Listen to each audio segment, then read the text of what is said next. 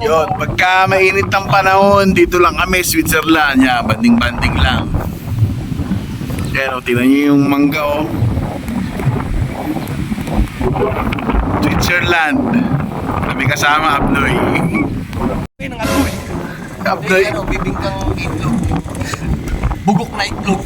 Saan? Dito eh. Ibang amoy nito sa totoo lang. May konting baho, pero yung lasa, masarap.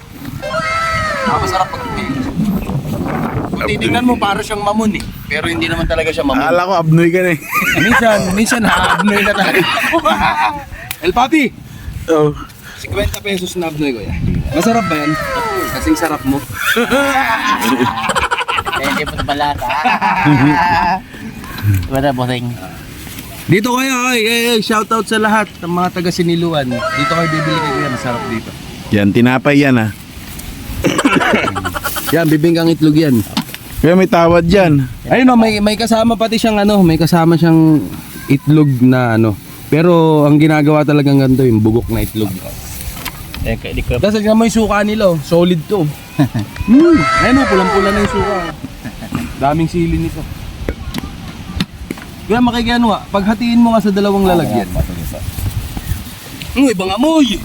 Ibang amoy, pero masarap daw yung ibang amoy eh. Amoy po.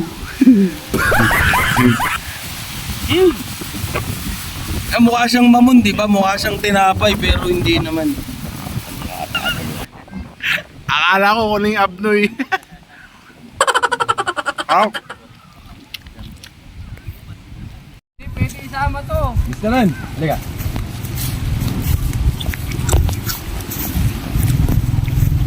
Yo, kakain tayo ngayon. Kala ko dati ito yung abnoy.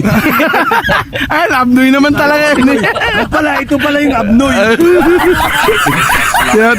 Pati